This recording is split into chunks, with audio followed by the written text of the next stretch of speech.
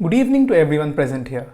I would like to sincerely thank the organizers, reviewers, and sponsors for giving me the chance to showcase my research here at the International Conference on Human Informed Translation and Interpreting Technology 2023.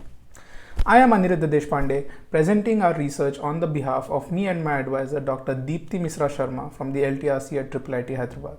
Our research is on the topic of processing English verbal phrase ellipsis for conversational English-Hindi machine translation.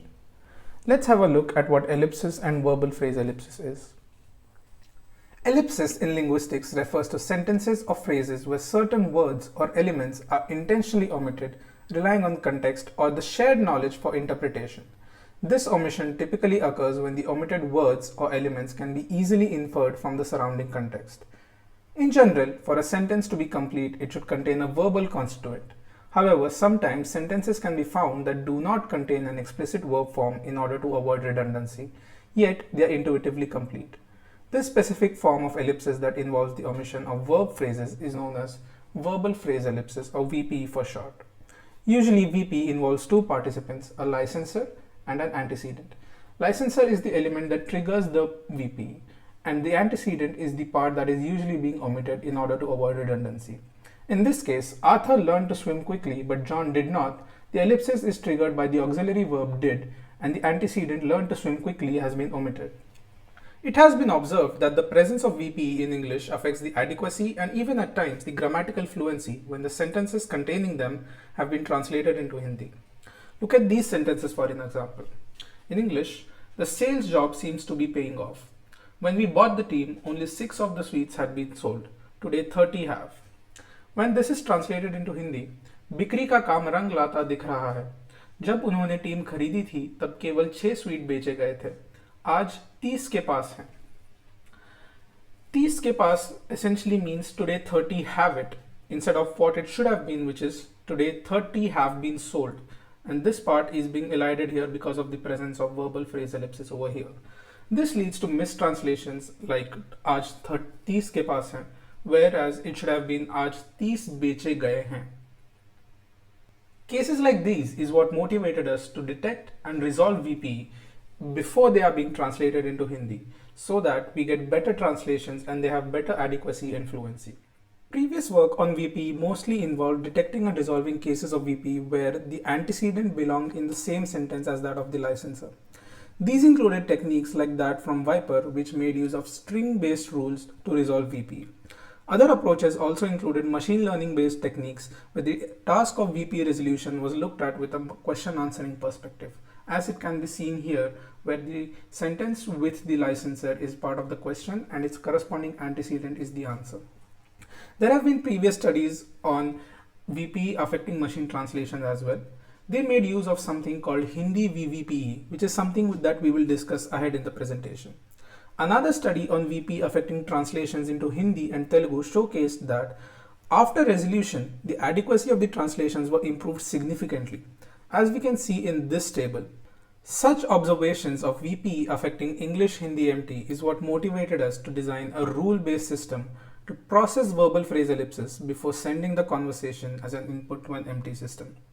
Our system is capable of detecting VPE, resolving the elided head verb, resolving the elided head verb's object children.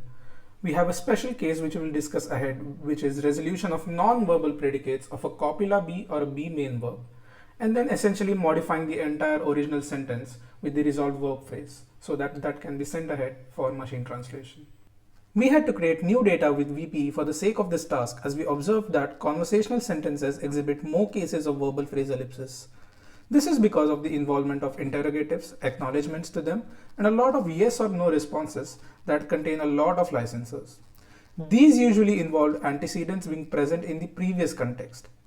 As such, data wasn't available directly for such cases. Therefore, we manually annotated instances of VP inspired from the WSJ annotations that makes use of auxiliaries and the token too. Even the annotations provided by them were sparse in number and weren't conversational in nature. We annotated a total of 1200 conversations taken from the daily dialogue dataset that had VPE. 800 of these were used for training and creation of our rules for a rule-based system, and 400 of them were used for testing.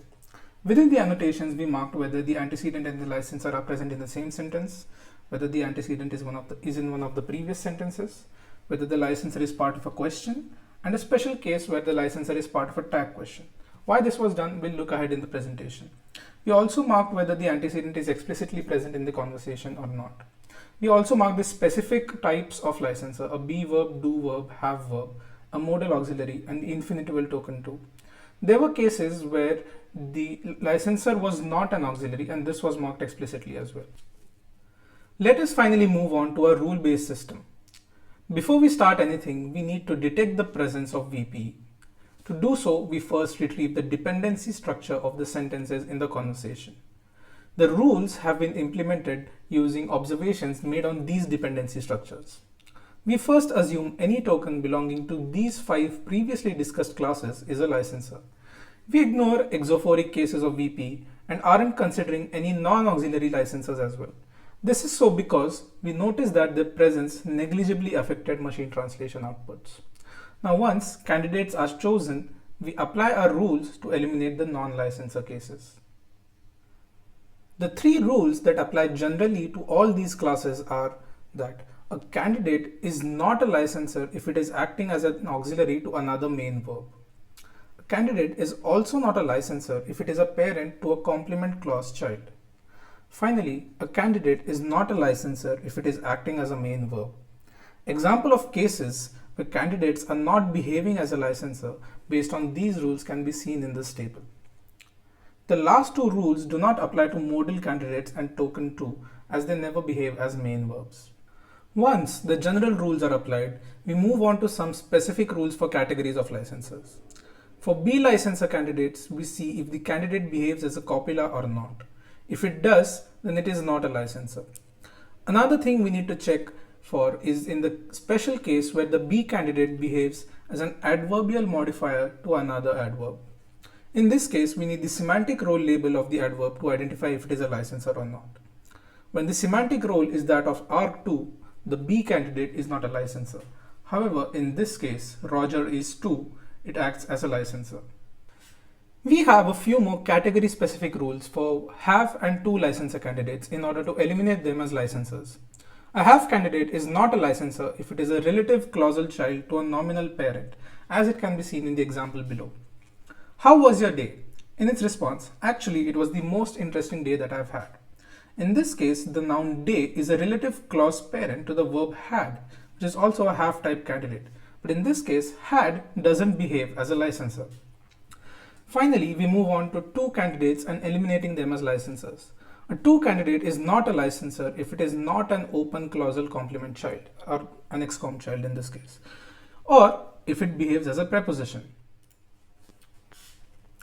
If we run the above rules on a sample conversation here, we see a lot of candidates behave as an auxiliary and have a main parent verb. These cases do not behave as licensors. The ones that do behave as an auxiliary but in the absence of a main verb act as licensors, as we can see in these cases. We also notice that for candidate 3, which is to, is a licensor as it behaves as an excom child to the verb want.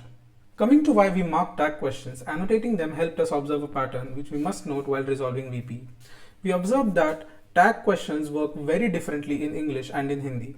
Tag questions are usually used to ask for confirmation. However, English makes use of 2 more types of tag questions that do not play this role.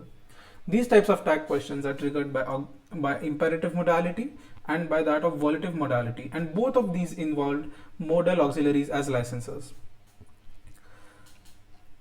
On the contrary, Hindi tag questions are always used for asking confirmation. In Hindi, the tag question is always hai na, which is equivalent to the tag question right in English.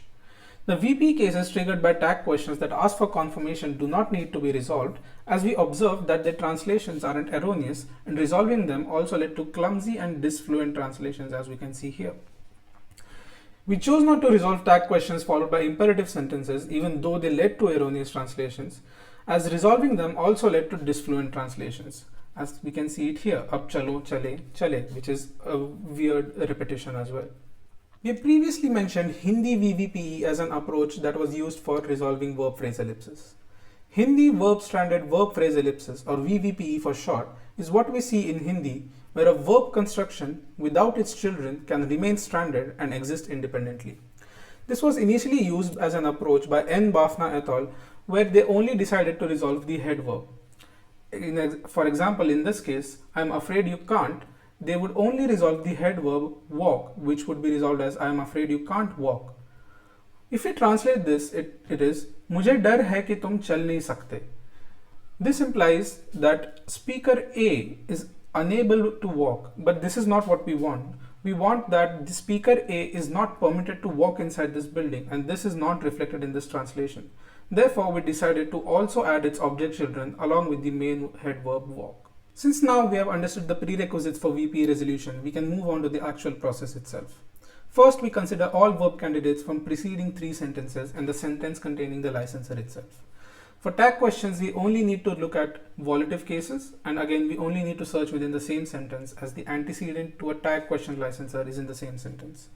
For pre-processing, we remove all auxiliary verbs as candidates and remove the imperative let as in let us go somewhere. For B licensor cases, we have some special cases. We only keep gerunds or past participle candidates. We remove all B verbs behaving as main verb as an antecedent candidate. For 2 licensor, we remove its immediate open clausal complement parent as one of the candidates. And then we move on to do scoring based on nominal subject, where we look for matching gender and number. We look for matching passivity. We have some additional scores based on the pronouns because conversations usually end up using a lot of pronouns, which we can see over here.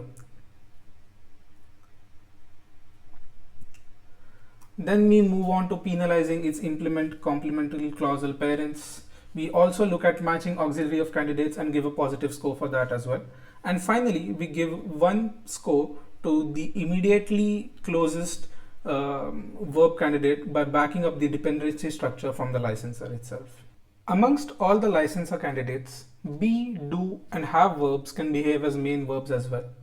There are times when they behave as licensors, but not as an auxiliary, but as main verbs stranded without children. In such cases, we notice that B licensor's presence affects Hindi machine translation outputs. Therefore, we decided to resolve this special case where only object children of a B candidate is resolved. But we do this only after looking for main verb antecedent candidates. We do this if no main verb resolution candidates are left after elimination, or if all main verb candidates receive a negative score. After this step, we only consider B main verb candidates from previous or the same sentence as a parent to the elided object phrase. We remove gerund candidates too. Once this is done, we apply the same rules as discussed in the previous slide to choose the parent whose object children fill the elided information. This is a special case that we need to resolve while carrying out our VPE resolution process. Finally, once all of this is done, we place back the resolved verb phrase by adding in the missing auxiliaries and its object children. We can see the reconstructed sentences from the previous sample of conversations right here. Based on our experiments using a rule-based system for VPE detection and resolution, we received the following results. We received a very high precision and recall scores for the detection subtask on both training and test sets. We used the dataset to compare the resolved verb phrase to that of the annotation while assessing our resolution subsystem. On training set, we received an accuracy of 75.6%, and on test set, we received an accuracy of 64.8%. We also tested our rule-based system on 50 new conversations and 50 new instances from the WSD dataset annotated by Boss and Speneter, on which we received these numbers. These numbers were given because our dataset is meant to handle conversations and not news excerpts from WSD dataset. Further experiments and error analysis of our system can be found in our paper in detail. Thus, we present our dataset with conversational VPE annotations and a rule-based system to resolve verb phrase ellipses with the context of handling English-Hindi machine translation systems. Further scalability of the model is yet to be tested. Future work on this can also include comparing this task of pre-editing of VPE to that of post-editing of translations. Finally, we can use data augmentation to generate large enough samples to resolve VPE as an NLG task using large language models. The link to the code and the dataset can be found here and within the paper as well. Same goes for the citation. The DOI link is present in the presentation and within the paper as well. Thank you so much for allowing me to present our research in front of you. Another sincere thanks to the HiT-IT conference team for helping me present my research in this video. I apologize for not being able to take your questions in person. Please feel free to use my email for any queries. Thanks a lot.